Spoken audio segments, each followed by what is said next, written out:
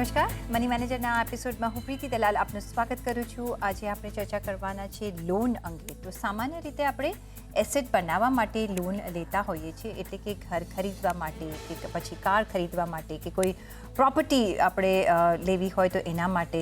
પણ શું તમે જાણો છો કે તમે એવા એસેટ પણ બનાવી શકો છો જેના પર તમને લોન મળી શકે? તો શું આ શક્ય છે અને કઈ રીતે? આ અંગે આપણે ચર્ચા કરીશું અને આ ચર્ચામાં આપણી સાથે જોડાયા છે ટ્રાન્સેટ કેપિટલના ડિરેક્ટર ઇન્વેસ્ટમેન્ટ કાર્તિક ઝવેરી. કાર્તિકભાઈ, ઘણું સ્વાગત છે. અને આપણે જ્યારે ફાઇનાન્શિયલ પ્લાનિંગ કરતા હોઈએ છીએ અને બેઝિક રૂલ આપણે જ્યારે જણાવતા હોઈએ છીએ જે પણ ઇન્વેસ્ટર હોય કે જેનું પ્લાનિંગ ચાલતું હોય કે ભાઈ લોન જેટલી બને ને એટલી ઓછી લેવી, અને જો લો છો તો તમે તમારું કોઈ એસેટ બિલ્ડઅપ થતું હોય એના માટે લેજો. પણ આજે આપણે વાત કરી રહ્યા છીએ કે આપણે એસેટ બિલ્ડ કરીએ વાયા લોન. તમે લોન લો અને એના માટે પણ આપણે કહી રહ્યા છીએ કે ડેલિબરેટલી તમે એક લોન લઈ લો જેથી તમારે જે પણ તમારું કામ હોય એ થઈ શકે. હવે why are we saying this? કઈ રીતના તમે સમજાવશો? સો બેઝિકલી તમે કીધું એ સાચી વાત છે કે આપણે ઘર, ગાડી, જે પણ એજ્યુકેશન વગેરે માટે સામાન્ય સ્તર પર આપણે લોન લેતા હોઈએ છીએ. અહીંયા આપણે જાણી જોઈને એક્સ્ટ્રા લોન લઈએ છીએ. ચાય કરીને આપણે વધારે લોન ઉપાડીએ છીએ. આને છે ને એક બહુ ઇન્ટરેસ્ટિંગ ફાઇનાન્શિયલની એક સ્ટ્રેટેજી હોતી હોય છે. પણ આપણે એક શબ્દ આગળ કહેતા પહેલા આપણે બધા આપણા દર્શક મિત્રોને એક વસ્તુ સૂચવી દઈએ. આ બધી જ વસ્તુ જે તમે આગળની 15, 20, 25 મિનિટમાં સાંભળશો is only possible if you can afford the EMI. એટલે આપણે ચાય કરીને નવી લોન લઈએ છીએ. એ નવી લોનનું ઈએમઆઈ અફોર્ડ થાય તો જ આ આગળની બધી વાતમાં કોઈ તથ્ય છે. એટલે એ વસ્તુ ધ્યાનમાં તમે તમારી બેક ઓફ ધ માઇન્ડ રાખી મૂકજો પ્લીઝ. એટલે હવે આમાં શું છે કે મારે પહેલા સ્પષ્ટતા આપવી છે, ક્લેરિફિકેશન આપવું છે કે ઘણી બધી વાર શું કરતા હોય છે, આપણે એડવાઇસ આપતા હોઈએ છીએ કે આમ પોર્ટફોલિયો બનાવો, આમ મ્યુચ્યુઅલ ફંડમાં નાખો, આવી રીતે શેર્સમાં નાખો, પીએમએસ કરો, વગેરે વગેરે, આ પોલિસીઓ લઈ લો, એક્સેટ્રા. અને ઘણી વાર શું થાય છે કે જે હાલનો જે સમય છે કે જે આપણે જોઈએ તો લગભગ જૂન 2024 થી કે જે સમયથી જે દિવસથી ઓલું બીજેપીનું ઓલું 400 પારનું રિઝલ્ટ નહોતું આવ્યું, ત્યારથી જે માર્કેટનું એક ટાઈપનું જે ડાઉનવર્ડ મુવમેન્ટ કે સાઇડવેઝ મુવમેન્ટ કહીએ એ ચાલી રહ્યું છે. એક મંદીનો માહોલ ચાલી રહ્યો છે. અને સવા વર્ષ થઈ જાય ને એટલે બધા લોકોને બહુ ફ્રસ્ટ્રેશન થઈ જાય કે પોર્ટફોલિયો નથી ચાલતો, એપ્રિસિએશન નથી થતું, તો હવે શું કરીએ? તો પોઈન્ટ ઇઝ ધીસ કે તમારો જે પોર્ટફોલિયો છે એ તો આપણે વેચવો નથી, કારણ કે આ તો આપણો લોંગ ટર્મ પોર્ટફોલિયો છે. આપણે મ્યુચ્યુઅલ ફંડમાં કે શેર્સમાં ઇન્વેસ્ટ એટલા કરતા હોઈએ છીએ કે આપણે 5 વર્ષ 15 વર્ષ સુધી એને પકડીને રાખશું. પણ ઇન ધ મીનવાઇલ જે વર્ષોમાં નથી ચાલતું ત્યારે સૌથી વધારે આપણે તકલીફ થતી હોય છે. શું આ સમયે આ બધા પોર્ટફોલિયોનું જે કેશ છે કે જે પૈસામાં આપણે જે ઇન્વેસ્ટેડ કર્યા છે એ પૈસા આમ તો જોઈએ તો આઇડલ છે, નથી વધતા નથી ઘટતા. થેન્કફુલી ન ઘટે તો આ સારી વસ્તુ છે, ઓવર ઘટતા પણ હોય છે, પણ એ એમને એમ પડ્યા છે. તો શું આ જ વસ્તુ પર આપણે ચાય કરીને એક એક્સ્ટ્રા લોન લઈએ તો પછી કંઈક એવું વસ્તુ થઈ જાય કે આપણે એ જ લોનમાંથી બીજું આપણે એસેટ બનાવીએ, કોઈ પણ જાતનું એસેટ હોય, એની આપણે વધારે વાત કરશું, પણ એક બીજું કે ત્રીજું એસેટ બનાવીએ કે જેના કારણથી એક જ વારના ઇન્વેસ્ટ કરેલા પૈસામાં આપણે 3 વાર કે 2 વાર એટલે આપણે વધારે નફો થાય. એટલે જ્યારે સિચ્યુએશન ઇમ્પ્રુવ થશે ત્યારે આપણી પોઝિશન વધારે જલ્દી અને વધારે બેટર રીતે ઇમ્પ્રુવ થઈ શકે. આ બધામાં એક ક્લેરિફિકેશન બહુ અગત્યનું છે, તમને ઈએમઆઈ પરવડવી જોઈએ. એ ઈએમઆઈ જો તમારા કેશ ફ્લોમાં, તમારા મંથલી કેશ ફ્લોમાં જો નહીં ફાવે તો આ વસ્તુ નહીં થાય.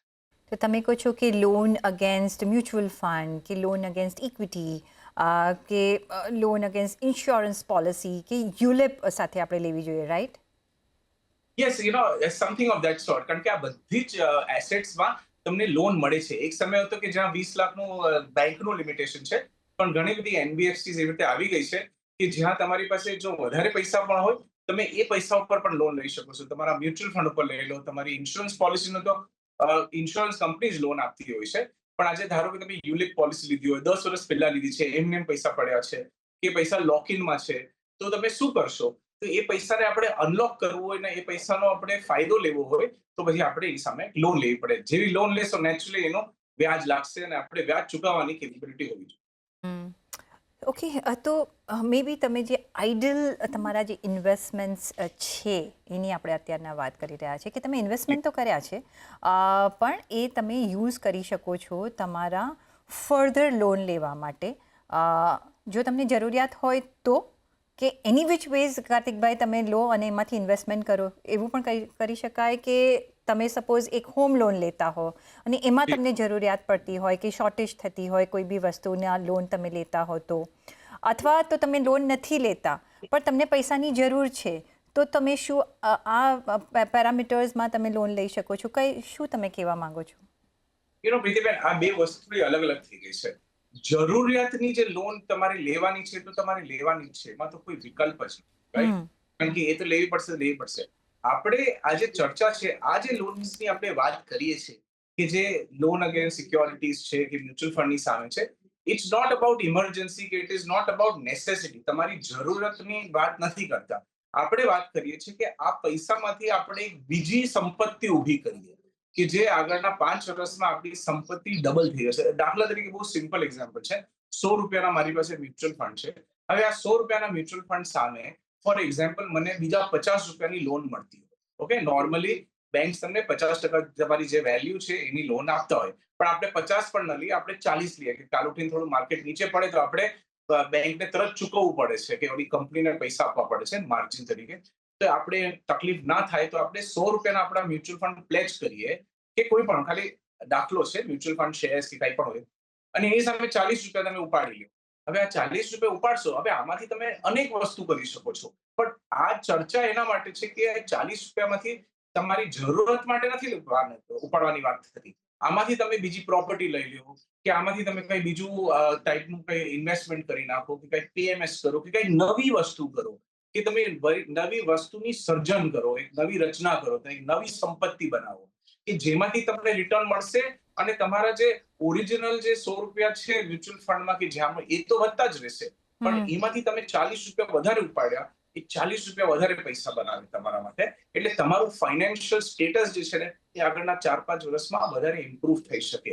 એટલે it's a slightly high risk kind of a strategy, પણ આપણે એની ખાલી ચર્ચા માટે છે, એક એંગલ છે, આ પણ એક વસ્તુ પોસિબલ છે. અને ખાસ કરીને એવા સમયમાં કે જ્યારે માર્કેટ આમ મધ્યમ ચાલતું હોય કે આમ સાઇડવેઝ ચાલતું હોય કે માર્કેટમાં કઈ એક્ટિવિટી ના થતી હોય, તો તમે આ વસ્તુનું તમે એક્ટિવિટી ઉપાડી શકો છો. તો એક એક્સ્ટ્રા એસેટ ક્રિએટ કરવા માટે કે એક એક્સ્ટ્રા તમારી થોડી ઇન્કમ થઈ જાય, તમારું કેપિટલ વધારવા માટે તમે આ એક રૂટ અપનાવી શકો છો. ઓલ્ધો ઇટ ઇઝ રિસ્કીયર પ્રપોઝિશન, અને જેમ કાર્તિકભાઈએ પહેલાં જ કહ્યું કે તમારી એના પર ઈએમઆઈ ભરવાની ત્રેવડ હોવી જોઈએ.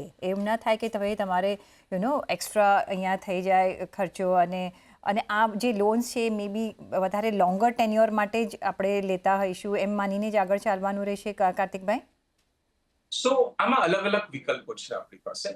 હવે દાખલા તરીકે જે લોકો તમને આજની તારીખમાં બહુ સિમ્પલ રીતે આપણે આની અનેક વાર ચર્ચા પણ કરી ચૂક્યા છે કે જે તમારી પાસે શેર્સ હશે એના માટે તો બહુ એસ્ટેબ્લિશ એક આ પ્રોડક્ટ છે લોન અગેન્સ્ટ સિક્યોરિટીઝ. એ તો તમે તમારી બેંકને આપી દો અને આરબીઆઈ પ્રમાણે તમને મેક્સિમમ એમાંથી 20 લાખ રૂપિયાનું સેન્કશન આવશે કે તમે 40 લાખના શેર આપો, 50 આપો, 60, 80 જેટલા પણ આપશો, તમને ખાલી 20 લાખનું જ બેંકને પરમિશન છે.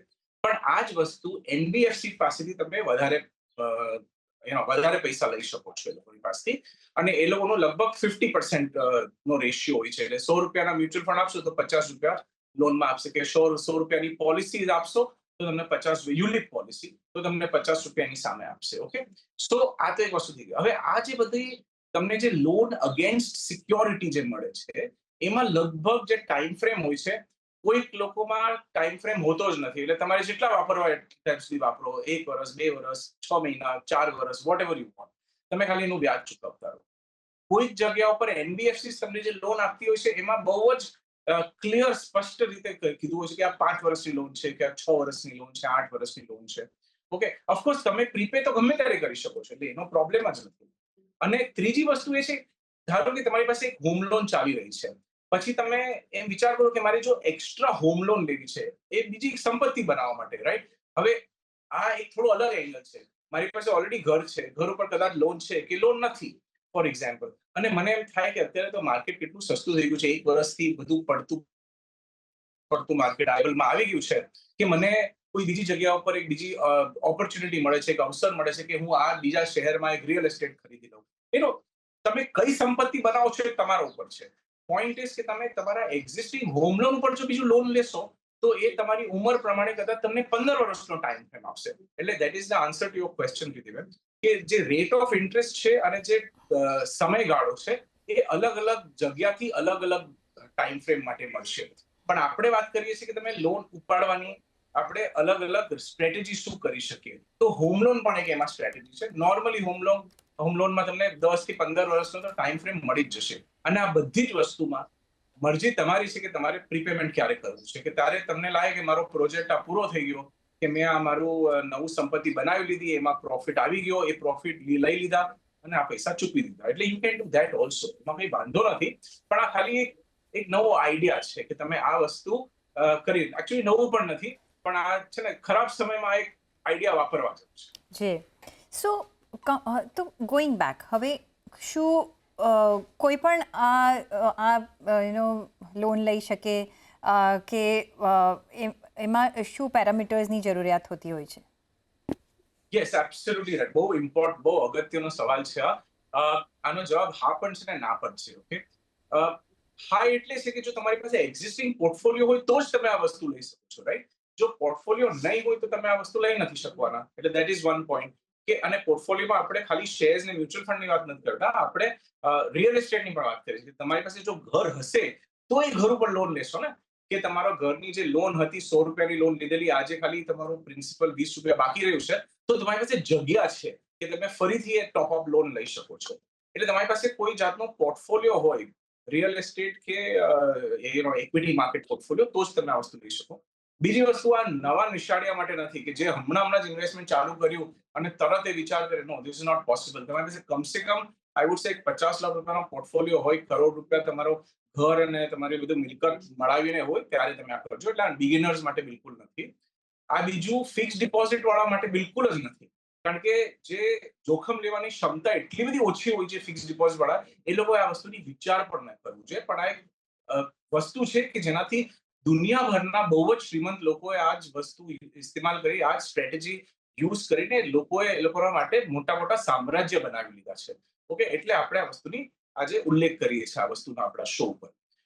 ત્રીજી વસ્તુ એ છે કે તમારી પાસે ઈએમઆઈ અફોર્ડેબિલિટી હોવું જ જોઈએ, કે એટલીસ્ટ નેક્સ્ટ 10 વર્ષ પણ તમે આ લોન ચલાવો તો તમારી જે હાલની જે ઇન્કમ છે, કે આજની ઇન્કમ, અને આગળ જતા તમારી સેલેરી છે, એ સેલેરી વધતી જશે, કે તમારું બિઝનેસ ઇન્કમ આવતું જશે, તમારું કોન્ફિડન્સ હોવું જોઈએ કે જે મેં એસેટ લીધું છે ને, મારે પગલા પાછળ નથી પાડવા.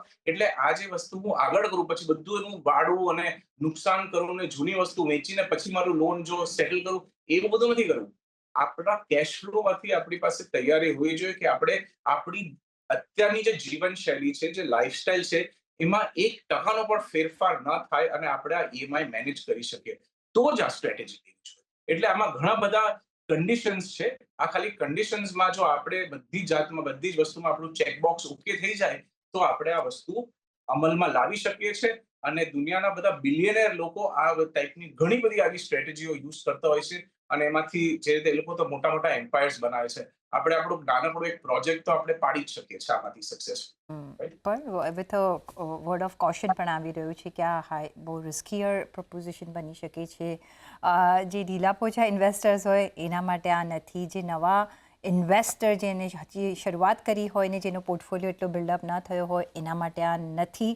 એટલે ઘણા બધા અહીંયા આપણે પ્રોઝ કદાચ બની શકે છે પણ કોન્સ પણ જોઈ રહ્યા છે. એટલે એ તમારે ધ્યાનમાં રાખવાની જરૂરિયાત છે. પણ જો એક four an example Kartikbhai, with કંઈ નંબર્સ જો તમે સમજાવી શકો કે હાઉ ધીસ વર્ક્સ, અને જો આપણે લઈએ છીએ તો કઈ રીતના તમને આગળ જતાં એનો ફાયદો થઈ શકે છે, to build your capital, to build your asset may be, કે મે બી તમારે જે પણ તમે કામકાજ માટે લેતા હોય એના માટે. બહુ જ સિમ્પલ છે વિધિબેન. હવે આમ ધારીને ચાલો કે આપણે 1 કરોડ રૂપિયા બનાવવા છે આગળના 10 વર્ષ, રાઈટ? તો 10 વર્ષનો સમયગાળો છે મારી પાસે, મારે 1 કરોડ રૂપિયાનું મારું ટાર્ગેટ છે. તો આજના તારીખમાં મને કેટલા પૈસા જોઈએ? મારી જો લમસમ ઇન્વેસ્ટમેન્ટ કરવું હોય તો મને 25 લાખ રૂપિયાની જરૂરત પડે, રાઈટ? તો 25 લાખ હું એકવાર ઇન્વેસ્ટ કરું અને પછી ભૂલી જાઉં આગળના 10 વર્ષ માટે. એટલે કોઈ ફંડમાં પાર્ક કરી દઉં, કે કંઈક પોર્ટફોલિયો લઈ લઉં, કે કોઈ પીએમએસ ને આપી દઉં અને મારું કામ પૂરું થઈ જાય. મને ખબર છે કે મારા 4 ગણા પૈસા આવી જશે. અને દર વર્ષે આઈ કેન સી કે ઉપર નીચેનો શું ગ્રોથ થયો, આ જ પૈસા પછી હું આને પ્લેજ કરીને એની પર વધારે પૈસા લઈ શકું છું. બધી જ પોસિબિલિટી છે. હવે આ જ 1 કરોડ રૂપિયા મારે મહિને મહિને ટીપે ટીપે મારે સરોવર જો ભરાવાનું હોય, જો મારે એસઆઈપી કરવાનું હોય, તો પહેલી વાત તો મારે 40,000 રૂપિયા પર મહિનાના એસઆઈપી કરવું પડે. આ 10 વર્ષ માટે કરવું પડે, 120 મહિના માટે. બહુ બધી ડિસિપ્લિન જોઈએ, બહુ બધું સંયમ જોઈએ. અને આ બધી વસ્તુ સાથે આવે ત્યારે જ એને, એટલે લોંગ પ્રોસિજર છે. કારણ કે આપણી પાસે અત્યારે આપણે પૈસાથી આખું જમ્પ સ્ટાર્ટ કરીએ તો આપણી જે ઉડાન છે વધારે પાવરફુલ થવાની છે. ધીરે ધીરે કરશું તો એટલો સમય લાગશે. પોઈન્ટ એ જ પોઈન્ટ ઉપર પહોંચશું, પણ એ પોઈન્ટ ઉપર પહોંચતા પહોંચતા આપણે એ જ પૈસામાંથી આપણે 2 કે 3 અલગ અલગ એસેટ બનાવી શકીએ છીએ. યુ સી, અત્યારે પૈસા હોય તૈયાર તો કરી શકે. આને સમજવાનો ઊંધો રસ્તો એમ છે કે આજે જો તમારી પાસે ના હોય તો તમે ધીરે ધીરે એસઆઈપી કરો. 5-10 વર્ષ તમે પૈસા જમા કરો, પછી તમારી પાસે એક કેપિટલ બની જાય 50 લાખ 1 કરોડ રૂપિયાની, પછી તમે આ સ્ટ્રેટેજી જરૂરથી ચાલુ કરી શકો છો. એટલે ધીસ ઇઝ ધ પોઈન્ટ કે અત્યારે તમે એસઆઈપી કરવાની ચાલુ કરતા ને તો ઇટ્સ નોટ પોસિબલ. પણ ઇટ્સ વેરી સિમ્પલ. કેપિટલ હોવું જરૂરી છે, અને કેપિટલ છે ને હોય ને, પૈસા હાથમાં હોય તો તમે 4 વસ્તુ એની કરી શકો છો. પૈસા હાથમાં ન હોય તો તમે નહીં કરી શકો. એટલે that's the whole point. Wealth ક્રિએશનની જે સ્પીડ હોય છે ને, એ બહુ જ જબરજસ્ત સ્પીડ ઉપર ચાલે છે જો હાથમાં પૈસા હોય. એટલે આ કોન્સેપ્ટ એ જ છે, બીજું કંઈ ખાસ નહીં. ઓકે. તો ઓફકોર્સ આ કોણ લઈ શકે, કોણ ના લઈ શકે, પણ કઈ ટાઈપની loans are we talking about, કે કઈ ટાઈપની આપણે લોન્સ લઈ શકીએ આમાં? સો આમાં તમારી પાસે 4-5 ઓપ્શન્સ છે. સૌથી સિમ્પલ જે ઓપ્શન છે એને લોન અગેન્સ્ટ શેર્સ કહેવાય છે. LAS નામનો એક પ્રોડક્ટ છે. તમારી પાસે જે બેંકમાં કે તમે જ્યાં પણ તમારું ડીમેટ એકાઉન્ટ હોય, લગભગ તમને બ્રોકર પણ હેલ્પ કરી શકે છે. તમે તમારી બેંકમાં પણ જઈ શકો છો. એને લોન અગેન્સ્ટ શેર્સ કહેવાય છે. તમારા શેર્સ પ્લેજ કરવાના, અને એની સામે આરબીઆઈની લિમિટ છે કે તમને 20 લાખ સુધીનું સેન્કશન મળશે. પછી તમે તમારી મરજી પ્રમાણે જેટલા પૈસા જ્યારે વાપરવા હોય તમે વાપરો એમાંથી. ઓનલાઈન પણ કરી શકો છો, ચેક પણ લખી શકો છો. એટલે એવું નથી કે સેન્કશન થઈ ગયું તમારું વ્યાજ ચાલુ થઈ જશે. ક્યાંય પણ એવું નથી હોતું. પણ તમારું આ ખાલી ફેસિલિટી છે. તમારે જોઈએ ત્યારે લઈ લો. અચ્છા, બીજી ટાઈપની લોન એવી છે કે જે એનબીએફસી ટાઈપની જે લોન છે ને, કે તમે એનબીએફસી પાસે જઈને એ લોકોને કહો મને લોન અગેન્સ્ટ શેર્સ જોઈએ છે, તો તમારે, એ લોકો તમને સેન્કશન લેટર આપશે. પછી તમારે કહેવાનું કે મારે કેટલું ડિસ્બર્સમેન્ટ જોઈએ છે એમાંથી. મારે 100 ના પૂરા 50 રૂપિયા લેવા છે, કે 100 માંથી મારે 30 રૂપિયા, 35 રૂપિયા અત્યારે કેટલા લેવા છે એ તમારી મરજી. જેટલા લેશો એ પ્રમાણે એનું વ્યાજ આવશે. ઓકે. તો તમે લોન શેર્સની સામે લઈ શકો છો, મ્યુચ્યુઅલ ફંડની સામે લઈ શકો છો. તમારી પાસે યુલિપ પોલિસી હોય તો એની પાસે લઈ શકો છો. તમારી પાસે જો ટ્રેડિશનલ પોલિસી હોય કે જ્યાં માર્કેટનું કંઈ પાર્ટિસિપેશન નથી હોતું, તમારી પાસે એવી પોલિસી હોય છે તો એ પોલિસીમાંથી પણ તમે લઈ શકો છો. તમારી પાસે જો ફિક્સ ડિપોઝિટ હોય, તમે ફિક્સ ડિપોઝિટની સામે પણ ઓડી લઈ શકો છો. તો ફિક્સ ડિપોઝિટની ઓડી તમને પાછું બેંક જ આપશે. બાકી તમને તમારા મ્યુચ્યુઅલ ફંડ અને વધારે પૈસાની લોન જોતી હોય તો એનબીએફસી આપશે. અને ઘણી બધી એનબીએફસીઝનું ઘણી ઊંચી લિમિટ હોય છે. 1 કરોડ 3 કરોડ સુધીનું પણ તમને લોન મળી શકે છે. એટલે ધારો કે તમારે કંઈક મોટો પ્રોજેક્ટ લેવો હોય, કે તમારે મોટી કંઈક આવી રીતે કંઈક એસેટ બનાવવી હોય, મોટી સંપત્તિ લેવી હોય, તમારે નોટ ઓફ ફ્લેટ લેવો હોય, તો તમે એ વસ્તુ પણ આમાં કરી શકો છો. એટલે આ બધી તમારી પાસે ફેસિલિટી છે. તમારી પાસે ટોપઅપ લોનની પણ એક ફેસિલિટી આવી ગઈ કે જે તમારા એક્ઝિસ્ટિંગ ઘર ઉપર તમે લઈ શકો છો. અચ્છા, નોર્મલી કહેવાની વસ્તુ એ છે, તમારા જે મેઇન તમે જ્યાં રહો છો, જે તમારું પ્રાઇમરી ઘર છે, એની પર આવું બધું ના કરતા. તમે જે તમારું ઇન્વેસ્ટમેન્ટ માટે જે પ્રોપર્ટી લીધી છે એની પર આ લોન લેજો. એટલે દેટ ઇઝ સ્લાઇટલી બેટર. એટલે તમારું રિસ્ક પણ થોડું કંટ્રોલમાં લે, કે કાલ ઉઠીને ભગવાન ના કરે કઈ ગડબડ થઈ જાય બહુ મોટી, તો તમારી પાસે તમારા ઘર ઉપર તમને કઈ તકલીફ ન થાય. આ ઇન્વેસ્ટમેન્ટ પ્રોપર્ટી પર લોન લેજો, તમારું મેઇન ઘર ઉપર, અને પ્લેજ કરીને નહીં લેતા. રાઈટ. અને જે ઇન્સ્યોરન્સ માંથી લોન લેવું છે એ ઇન્સ્યોરન્સ કંપની તમને આપશે. એટલે તમે વિચાર કરો, જો પૈસા ઉભા કરવા હોય તો વિકલ્પ કેટલા બધા છે. પૈસા આપવા માટે બધા જ આજે તમને તૈયાર છે. જો તમે ચૂકવશો બરાબર, તમારું જો ક્રેડિટ રેટિંગ બરાબર હશે, તો તમને આખી દુનિયા લોન ઉપર આપવા માટે એકદમ તૈયાર છે. તમે ખાલી બસ ફોન કરો કે તમે એક મેસેજ બધા આપો, તમને આવી જશે બધા લોકો લોન. પણ તમે ઓફકોર્સ એ આઈડિયાઝ તો આપ્યા કે કઈ રીતના તમે લોન્સ લઈ શકો છો, પણ આમાંથી કયા એવા ટાઈપના આપણે એસેટ બિલ્ડઅપ કરી શકીએ છીએ? કયા એસેટ્સ તમે અહીંયાથી બનાવી શકો છો? કઈ રીતના તમે તમારું એક કેપિટલ માં વધારો કરી શકો છો? યસ પ્રીતિબેન. સો જે 40 રૂપિયા તમે પ્લેજ, સોરી 100 રૂપિયા જે પ્લેજ કર્યા છે, એમાંથી જે 40 રૂપિયા મળવાના છે, એની તમે ઘણી બધી વસ્તુ કરી શકો છો. પણ એક સૂચના તમને એવી, કે તમે જે અત્યાર સુધી કરતા હતા ને, એ સેમ વસ્તુ ના કરજો. કારણ કે તમારી સ્ટ્રેટેજી કદાચ સારી હશે તો જરૂરી નથી કે કન્ટિન્યુઅસલી સારી રહેશે. અને જો તમારી સ્ટ્રેટેજી એટલી બધી સારી નથી અત્યારે, તો તમારે ખરાબ સ્ટ્રેટેજી પર વધારે પૈસા નાખવાની જરૂરત નથી.